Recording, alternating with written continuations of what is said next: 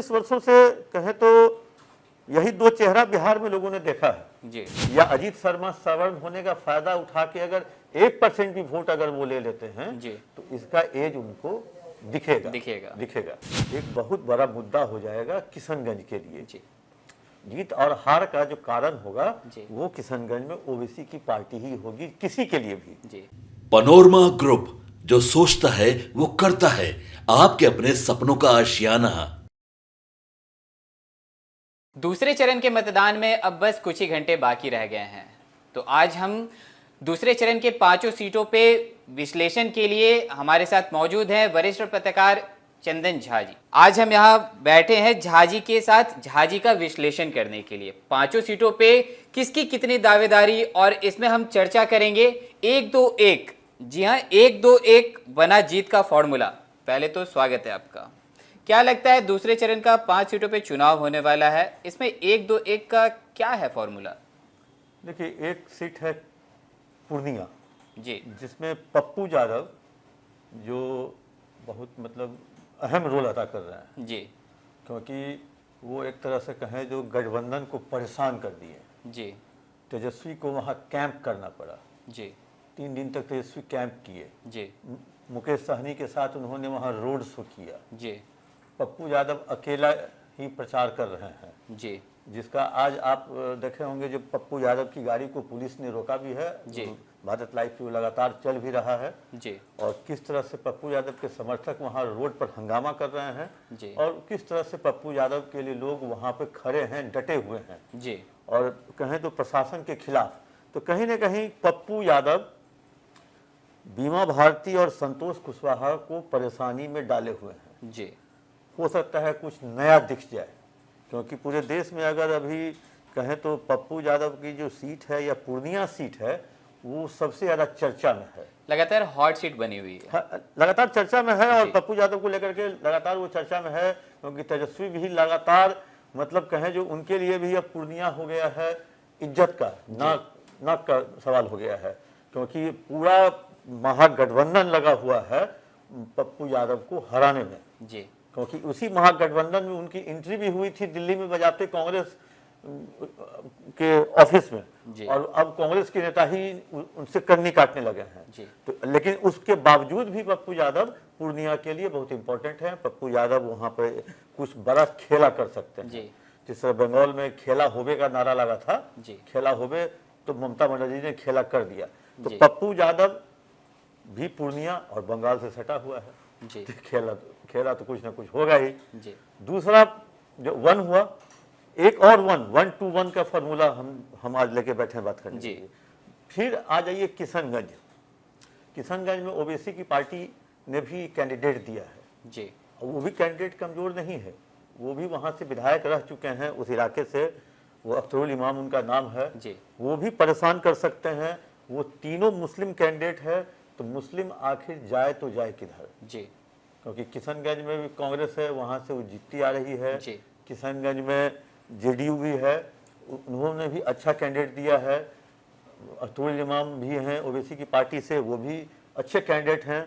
हाँ, लेकिन एक फ़ायदा जरूर मिल रहा है जेडीयू को, जो कांग्रेस की पार्टी के जो एमपी हैं वो क्षेत्र से लगातार दूर रहे, जी, जिसका फायदा जेडीयू को मिलता हुआ दिख रहा है। और जी। उस फायदे में अगर ओबीसी की पार्टी अगर कुछ वोट अपने तरफ कर लेती है, कन्वर्ट कर लेती है। हाँ, अपने तरफ अगर ले आती है, जी। तो वो ओबीसी की पार्टी एक बहुत बड़ा मुद्दा हो जाएगा किशनगंज के लिए। जी, जीत और हार का जो कारण होगा जी। वो किशनगंज में ओबीसी की पार्टी ही होगी, किसी के लिए भी। जी, अब एक का हो गया। जी। अब 2 सीट हुआ, कटिहार और बांका। जी, कटिहार में एक तरह से कहें जो दुलाल चंद गोस्वामी एक बार एमपी रहे हुए हैं, जी। एक बार फिर दूसरी बार वो आए हैं। जी, तारिक अनवर को वहाँ 4 बार से एमपी रह चुके हैं। जी। पिछले 2 बार से वो हार रहे हैं, तो 3 बार से।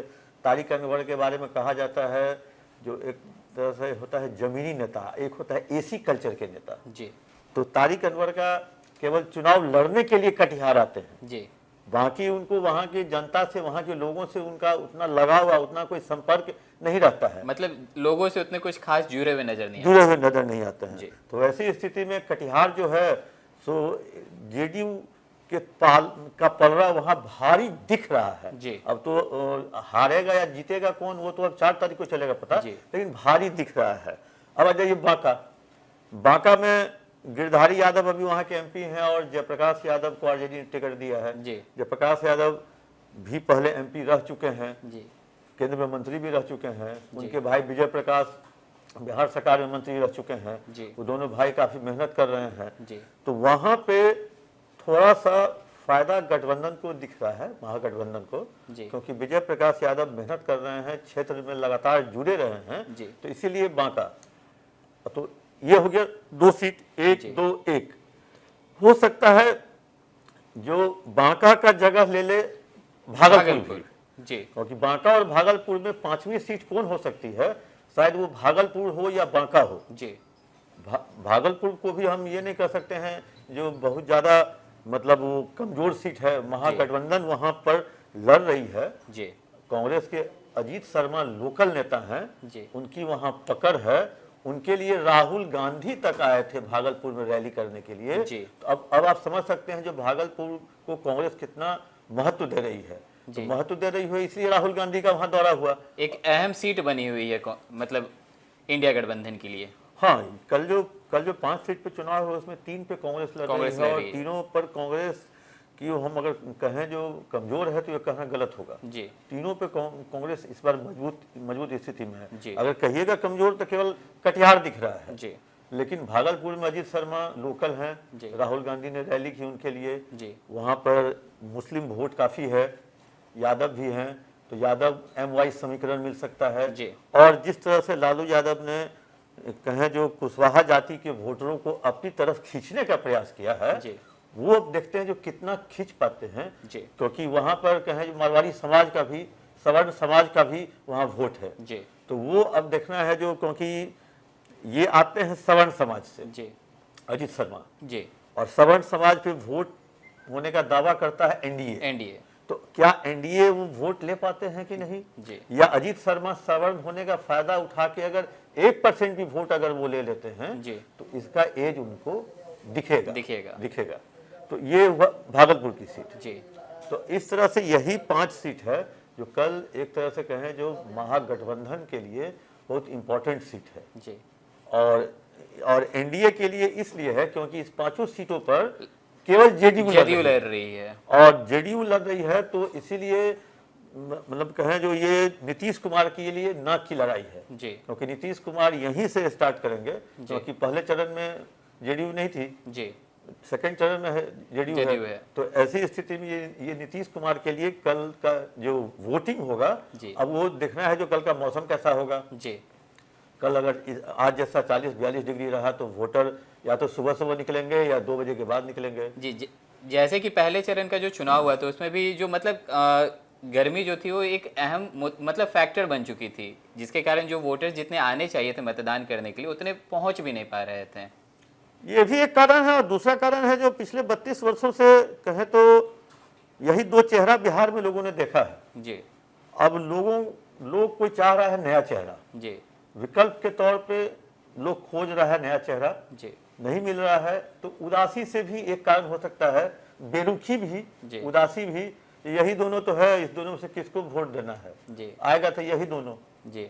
तो इसको लेकर के भी एक उदासी कहें या उदासीनता कहें, मतलब या जनता भी उब चुकी है। हाँ, एक मतलब वोटर परसेंटेज को केवल गर्मी से दिखाना, जी, गर्मी से जोड़ना, जी, ये कहना सही नहीं होगा। जी। एक वोटरों में उदासी, क्योंकि वोटर के पास ऑप्शन नहीं दिख रहा है। जी। तो ऑप्शन जिस दिन दिखेगा उस दिन चेंजेस दिखेगा। ऑप्शन नहीं है तो इसलिए लोग ये मानते हैं, जो बड़े बड़े जो जानकार हैं या जो भी सर्वे करते हैं उनका कहना है जो वोट का परसेंटेज अगर सेम रहता है या गिरता है, इसका मतलब वर्तमान सत्ता के साथ है वो। अगर वोट का परसेंटेज बढ़ता है तो लोग सत्ता बदलना चाहते हैं, इसीलिए लोग घर से निकले। लेकिन यहाँ तो लोग घर से निकल ही नहीं रहे हैं। तो ये सब भी सारा फैक्टर है। अब देखना है जो कल कितना परसेंटेज है, वो पहला 2 घंटे का परसेंटेज और उसके बाद 2 बजे के बाद का परसेंटेज ये बता देगा जो वोटर का टर्नआउट कितना है और किसके तरफ है। जी, जानकारी के लिए धन्यवाद। तो जैसा कि अभी आप सुन रहे थे, हमारे साथ मौजूद हैं झाजी और हम झाजी के साथ विश्लेषण कर रहे थे कि दूसरे चरण के चुनाव में जो 5 सीटों पर जो चुनाव होने को है, तो इसमें किस तरह से मतलब कौन सी पार्टी का मतलब थोड़ा ऊपर थोड़ा नीचे देखने के लिए मिलेगा। मैं ऐसा इसलिए कह रहा हूं क्योंकि झाजी के साथ अभी बैठकर हम लोग विश्लेषण कर रहे थे 1-2-1 पे। 1-2-1 मतलब कितने अच्छे तरह से झाजी ने बताया कि 1-2-1 से क्या मतलब कुछ बदलाव वहां पे देखने को मिल सकता है। और अगर बात की जाए वोटर्स की, जैसा कि अभी हमने साथ में मिलकर चर्चा किया कि जो वोटिंग परसेंटेज है, जैसे कि पहले चरण में हमें देखने को मिला था कि वोटिंग परसेंटेज जितने होने चाहिए थी उतनी नहीं हुई थी। इसके पीछे काफी सारे फैक्टर्स हैं, ना कि सिर्फ गर्मी। यहाँ पे जो जैसे कि अभी झाजी ने बताया कि बहुत सारे फैक्टर्स हैं जिसको भी ध्यान पे देने की जरूरत है। तो अब कल ये देखने के लिए बचा हुआ है कि कल किस तरह से जो लोग हैं वो निकलकर अपने घरों से जाते हैं मतदान करने के लिए। क्या वोटिंग परसेंटेज है वो पहले से बढ़ेगा या नहीं। तो चलिए और भी ऐसे तमाम खबरें देखते रहने के लिए आप देखते रहें भारत लाइव। धन्यवाद। पनोरमा ग्रुप, जो सोचता है वो करता है। अगर ये वीडियो पसंद आई और वह बिहार के राजनीति और बिहारियत से सरोकार रखेनी तो सब्सक्राइब बटन दबा के चैनल के सब्सक्राइब कर ली। ओजे एगो घंटी बा, ओकरा बटन दबा देला से कुल सटीक और मारक खबर रुआ मुफ्त में मिल जाई। अगर रुआ पत्रकारिता के हमनी के नया प्रयोग में सहयोग कर चाहतानी तो ज्वाइन बटन दबा दी। पेटीएम नंबर नोट कर ली 9386816700। धन्यवाद।